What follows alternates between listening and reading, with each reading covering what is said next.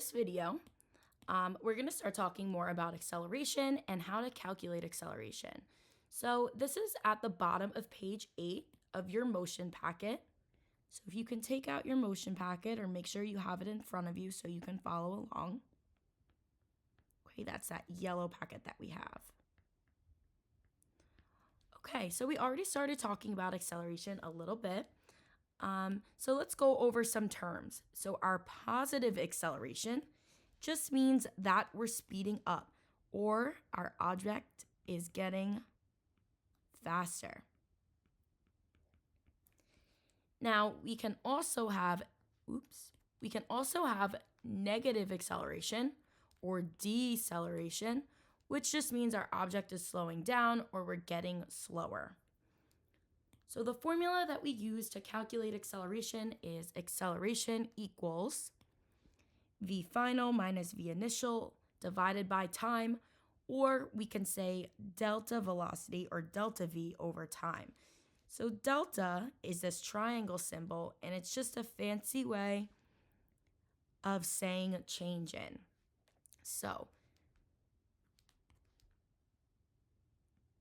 v final, or our final velocity, would just mean our velocity that is at the end.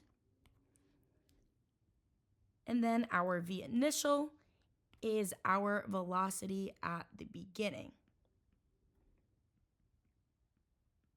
Okay, so we're going to take the difference of them. Okay, so the velocity at the end minus the velocity at the beginning to find that delta v, or to find that change in the velocity. And then we're going to divide all of that by the time. Okay, so let's review, what does acceleration and deceleration look like on a distance versus time graph? So remember, we have our distance on the y-axis, or this vertical axis. Then we have time on our x-axis, or this horizontal axis. Okay, so we already know what our accelerating or speeding up graph is going to look like. So this is going to be a line that looks like this. So it's going to be curved. Okay, and it's curved because it's not constant.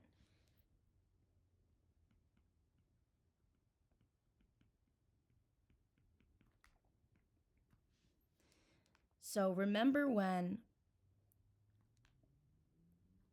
we had a line like this for our distance versus time graph? This is just showing us that speed is staying the same.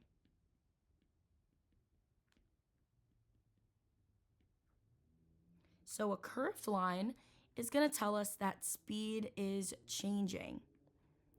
And in this case, speed is increasing, or it's speeding up. So as we go over time, this line is going to get steeper and steeper and steeper, which tells us that our object is speeding up. Now, what would a decelerating graph look like? So decelerating is kind of going to be like the opposite. So it's going to be a curve that looks like this. All right. So if we were to follow this line, we notice that over time, it starts out increasing faster, and then this line starts to flatten out more. And because this line is flattening out more, it's telling us that we're slowing down. All right.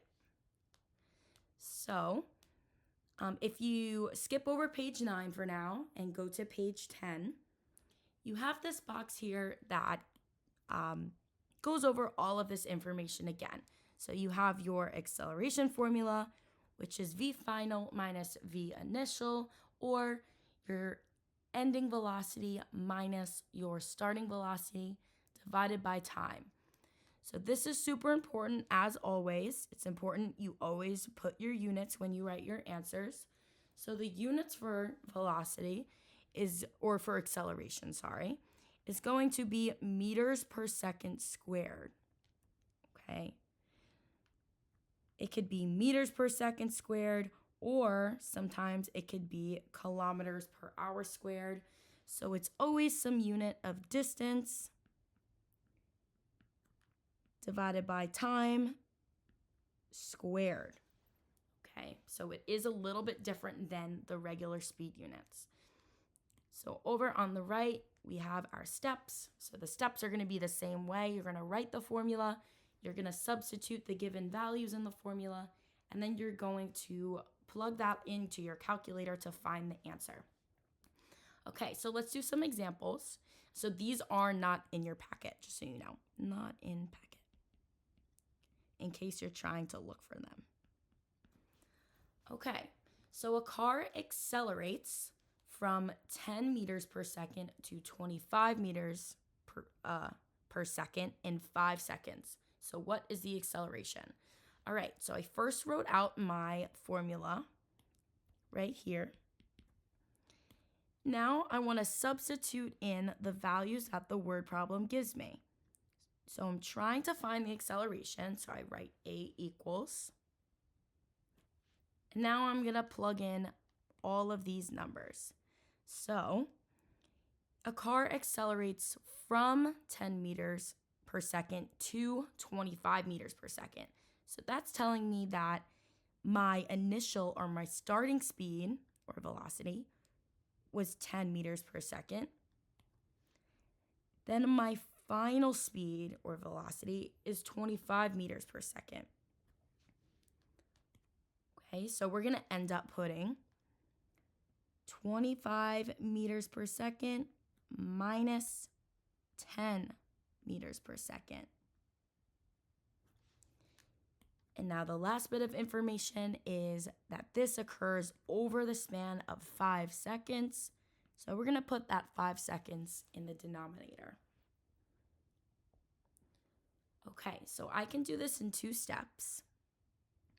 So if I do 25 minus 10, I get 15 meters per second. Now we're going to divide that 15 by 5. Okay, so 15 divided by 5 is 3. So our answer is going to be 3. And now let's figure out what my units would be. So it tells me that my speed is in meters per second. So I'm going to want my units to be meters per second squared. Okay, so this is the final answer. So let's do another one. A bicycle slows down.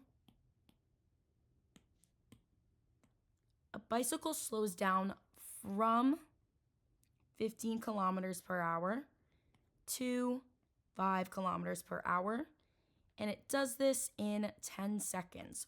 So what is the acceleration? So again, I write out my formula. Then I'm going to plug all of this information in. So my starting velocity or speed, or my initial velocity or speed, is 15 kilometers per hour. So I'm just going to write it as this VI, which stands for velocity initial. And it speeds up to, or slows down rather, to 5 kilometers per hour. So my final velocity, or my VF, is 5 kilometers per hour.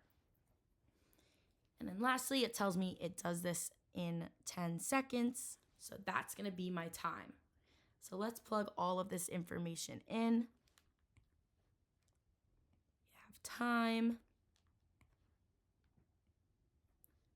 final velocity, and initial velocity.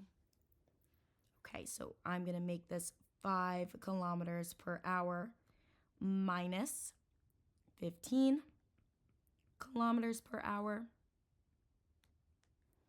divided by that 10 seconds. Okay, so what is this going to be now? So I'm going to subtract the numerator first. So 5 minus 15 is negative 10. Okay, it's really important you keep the negatives. Okay, so negative 10 divided by 10 Oh, this should be hours. Sorry, just realized. That's okay. So negative 10 kilometers per hour divided by 10 hours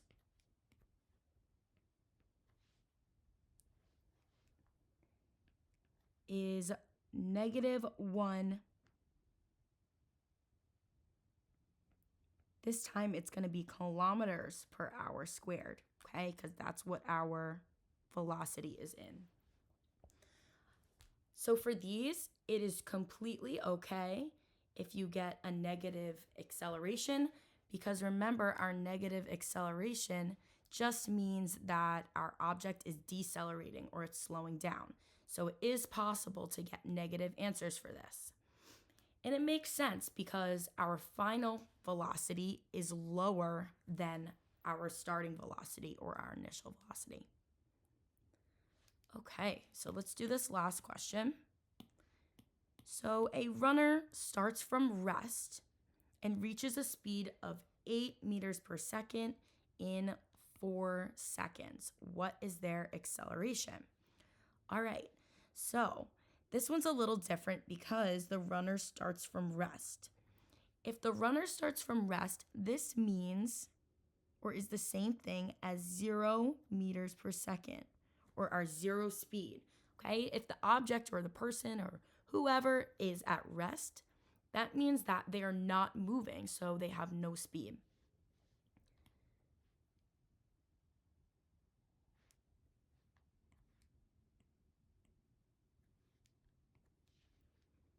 Okay, so our time is 4 seconds. Our final speed is 8 meters per second. And our initial speed, or velocity, is 0 meters per second, or at rest. So we can plug all these numbers into our formula. So A equals 8 meters per second minus our initial, which is 0 meters per second, divided by 4 seconds. So I'm going to plug all this into my calculator. 8 minus 0 is 8 divided by 4. So that gives us 2. Then our units will be meters per second squared because that is what our speed is in, meters per second. And then we just make sure to add that square at the end. Okay, so now what you're going to do is you are going to complete questions 1 to 4 on page 10 of your motion packet. Okay, so make sure to use these steps, write down the formula, substitute those values, and figure out that acceleration, making sure to use correct units. Super important.